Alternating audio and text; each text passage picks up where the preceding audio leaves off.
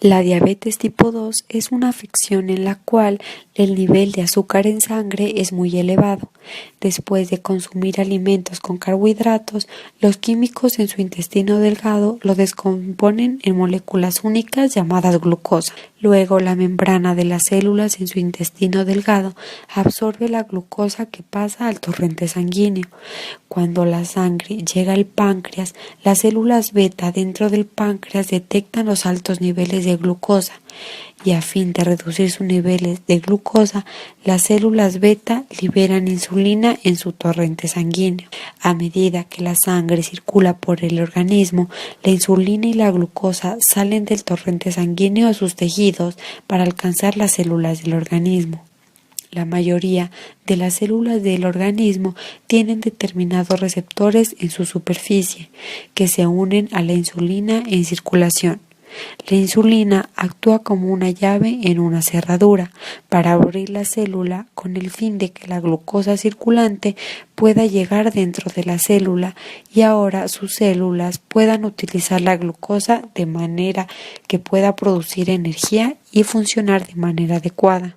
Si tiene resistencia a la insulina no puede desbloquear las células para que ingrese la glucosa, ya que los bloqueos o también llamados receptores son anormales o están faltantes. Como consecuencia, la glucosa queda encerrada fuera de sus células, produciendo así una afección denominada hiperglucemia. Para compensar la hiperglucemia, el páncreas produce más insulina. Sus células beta, sobrecargadas de trabajo, intentan mantener la demanda, pero pierden gradualmente su capacidad de producir insulina. Debido a la hiperglucemia y la falta de insulina, se pueden producir los siguientes síntomas de diabetes: hambre y sed excesiva, aumento en el volumen de orina y también pérdida de peso, e incluso se puede presentar cansancio, infecciones recurrentes, cambios en la visión, picazón o cosquilleo en la piel. Las complicaciones que ponen en riesgo la vida del paciente con diabetes incluyen cetoacidosis diabética, síndrome hiperglucémico hiperosmolar no cetótico e hipoglucemia. Si no se recibe un tratamiento oportuno para la hipoglucemia, el paciente puede producir una cetoacidosis diabética debido a que no tiene más insulina suficiente circulando en su sangre y sus células no pueden obtener glucosa que necesitan para producir energía. Como consecuencia, su sangre se convierte en grasas y proteínas, esto como fuente de energía alternativa. Durante el proceso de desglose de grasas, algunos subproductos conocidos como cuerpos cetónicos se acumulan en su sangre, la cual termina como una afección llamada cetosis. Si las cetonas aumentan peligrosamente a altos niveles en su torrente sanguíneo, puede producir cetoacidosis diabética, que puede derivar en un coma y la muerte. Cascada de la insulina. Lo primero que va a ocurrir es una interacción hormona-receptor.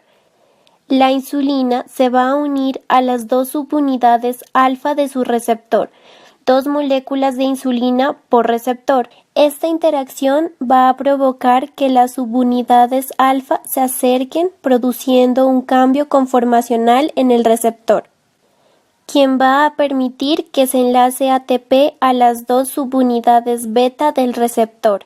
El enlace de ATP a las subunidades beta va a permitir la autofosforilación cruzada de ambas subunidades beta, promoviendo la fosforilación de residuos de tirosina de ciertas proteínas. Como ejemplo, tenemos a los sustratos del receptor de insulina o IRS que al estar fosforilados se asocian al dominio sulfidrilo de ciertas proteínas.